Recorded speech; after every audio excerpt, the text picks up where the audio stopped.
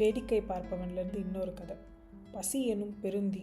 Probably இந்த புக்கோட one of the best stories இதுவாக தான் இருக்கும்னு நினைக்கிறேன். வெயிலோடு போய்ங்கிற ஒரு சிறுகதை தொகுப்புலேருந்து எடுத்த 4 வரியோடு தான் இந்த கதையே தொடங்கும். அவன் குதிங்காலிட்டு உட்கார்ந்தான், சப்பனமிட்டு உட்கார்ந்தான், ஒரு காலை நீட்டி உட்கார்ந்து பார்த்தான், வயிற்றோடு முழங்காலை சேர்த்து கட்டி உட்கார்ந்து பார்த்தான். இப்படியும் அப்படியுமாக எப்படி உட்கார்ந்தாலும் பசிக்கிறது. இந்த கதையே இந்த பசியை பற்றி தான். அப்போ நாமுத்துக்குமார் ஒரு சின்ன பையனா, ஸ்கூல் பையனா. அவங்க ஊரில் பெரும்பாலுமானவங்களோட அப்பாக்கள் பட்டுத்தறி நெய்பவர்கள். நாமுத்துக்குமாரோட அப்பா ஒரு தமிழ் வாத்தியாராம். என்னதான் அவர் தமிழ் வாத்தியாராக இருந்தாலும் அவர் 3ஆவதுக்கு அவரோட பையன், அதாவது நாமுத்துக்குமாரை ஒரு இங்கிலீஷ் ஸ்கூலில் சேர்த்துருந்தாராம். அவங்க இருந்த கிராமங்களில் சுகிலப்பள்ளி அப்படிங்கிறது அங்கே இருந்த பெற்றோர்களுக்கு ஒரு பெரும் கனவாம். நாமுத்துக்குமாரை என்ன சொல்கிறாருன்னா, அந்த பள்ளியை பற்றி ஒற்றை வரியில் அடக்கிடவே முடியாதாம். தாகூரோட சாந்தி நிகேதன் போல அது ஒரு சொர்க்கம். அந்த பள்ளியில் எல்லாமே அவனுக்கு ரொம்ப பிடிக்குமா. அந்த நடராஜன் ஹெட் மாஸ்டர்லேருந்து அவங்களோட டீச்சர்ஸ், ஃப்ரெண்ட்ஸு, அங்கே இருக்கிற அந்த விளையாட்டு மைதானம் எல்லாமே. ஒரே ஒரு விஷயத்தை தவிர, அது யாருன்னா சேகரன்னா. தினம் மாட்டு வண்டியில் தான் இவன் பள்ளிக்கு போவானான். அது பள்ளி மாட்டு வண்டி. இப்போ ஸ்கூல் பஸ் இருக்கிற மாதிரி அப்போ ஸ்கூல் மாட்டு வண்டி. காலையில் 8 மணிக்கே இவன் கிராமத்துக்கு அந்த பள்ளி மாட்டு வண்டி வந்துடும். இவனை ஏற்றிக்கிட்டு சுற்றியுள்ள நத்தப்பேட்டை, வையாவூர், முத்தியால்பேட்டைங்கிற எல்லா இடங்கள்லேருந்தும் மாணவர்களை கூட்டிகிட்டு 10 மணிக்கு ஸ்கூலுக்கு வந்து சேருமா அந்த வண்டி. ஒரு நாள் காலையில் இவன் ஏறும்போது வழக்கமாக வர தாத்தா வரலையாம். வேற ஒரு 25 வயசு பையன் ஒருத்தன் உட்காந்துருந்தாராம். அந்த தாத்தா வரலையா அப்படின்னு இவன் கேட்ட உடனே அதுக்கு அந்த அண்ணா சொன்னாராம், இனிமே தாத்தா கிடையாது, இந்த காருக்கு நான் தான் டிரைவர்னு சொல்லி மாட்டு வண்டியில் ஏற சொன்னாராம். உன் பேர் என்னன்னு கேட்டதுக்கு, என் பேர் நாமுத்துக்குமரன் அப்படின்னு சொன்னதுக்கு, என் பேர் சேகர், கால்மி சேகர் அண்ணா அப்படின்னு ஸ்டைலாக ஒரு இங்கிலீஷ் பேசினாராம் சேகர் அண்ணா. முதல் நாள் அவரோட மாட்டு வண்டியில் பயணித்தது ரொம்ப ஜாலியாக இருந்துச்சான் நாமுத்துக்குமாருக்கும் அவரோட நண்பர்களுக்கும். இன்னைக்கு வரைக்கும் அவன் நினச்சி பார்க்கும்போது அந்த முதல் நாளை மட்டும்தான் நினச்சி பார்ப்பான். வழிநெடுக மரங்கள், காலை கதிரொலியில் பச்சை வயல்களுக்கு நடுவில் நாற்று நடும் பெண்களின் முகங்கள், தூரத்து பனைமரத்தில் தச்சு வேலை செய்யும் மரங்கொத்தி பறவைகள், கிளிகள் பறக்கும் பெருமாள் கோயில் கோபுர பின்னணியில், புழுதி படர்ந்த வீதிகளில் வண்ண வண்ண பட்டு நூல்கள் மூங்கில் களைகளில் நீட்டி கட்டி சாயம் போடும் சாதாரண எளிய கிராமத்து மனிதர்கள். வழிநடுக இவன் ரசிச்சுக்கிட்டே வருவானாம். 2வது 3வது நாள்லேருந்து சேகர் அண்ணா என்ன பண்ணுவாராம், பள்ளிக்கு போகிறதுக்கு கொஞ்சம் முன்னாடி ஒரு பெரிய ஏரி இருந்துதான். அந்த கரையெங்கும் கருவேல மரங்கள், மரங்களின் கிளையெங்கும் கரிச்சான் குருவி கூடுகள். இந்த இடத்துல 2வது 3வது நாள்லேருந்து சேகர் அண்ணா என்ன பண்ணுவாராம், மாட்டு வண்டியை நிறுத்திடுவாராம். நிறுத்திட்டு சுற்றி இருக்க பசங்கள்ட்டலாம், உங்கள் லஞ்ச் பாக்ஸில் என்னது இருக்குது, உங்கள் லஞ்ச் பாக்ஸில் என்னது இருக்குன்னு கேட்டு எடுக்க சொல்லுவாராம். ஓ, இட்லி கொடுத்துருக்காங்களா, 2 எடுத்துக்கிறேன்டா. பூரி கொடுத்துருக்காங்களா, அண்ணனுக்கு ரொம்ப பிடிக்கும்டா. தயிர் சாதமா, கொஞ்சோண்டு எடுத்துக்கிறேன். நாளைக்கு உங்கள் அம்மாவை சாம்பார் சாதம் எடுத்துகிட்டு வர சொல்கிறியான்னு ஒவ்வொரு நாளும் இப்படி ஒவ்வொருத்தரோட டிஃபன் பாக்ஸ்லேருந்து கொஞ்சம் கொஞ்சமாக எடுத்து டேஸ்ட் பார்த்துக்குவாராம். 6 மாதமாக இதே கதை தானா. இது முத்துக்குமாருக்கு பிடிக்கவே பிடிக்காதான். 6 இட்லி வீட்டில் கட்டி கொடுத்தாங்கன்னா 2 இட்லி தான் மத்தியானம் சாப்பிட முடியுமா. பசிக்குமா முத்துக்குமாருக்கு.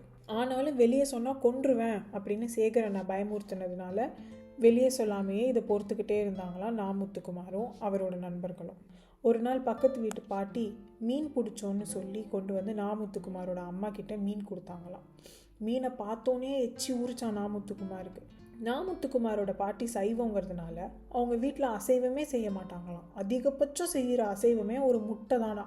அதுவே 3-4 மாதத்துக்கு ஒரு தடவை தான் இருக்குமா. இந்த முறை பக்கத்து வீட்டு பாட்டி மீன் கொடுத்ததுனாலையும் அந்த சமயம் பார்த்து இவங்க வீட்டில் பாட்டி இல்லாததுனாலையும் இவங்க அம்மா அன்னைக்கு நாமுத்துக்குமாருக்கு மீன் குழம்பு வைக்க ஆரம்பித்தாங்களாம். மீன் குழம்பு கொதிக்கிற வாசனையே நாமுத்துக்குமாருக்கு மூக்கில் ஏறிச்சான்.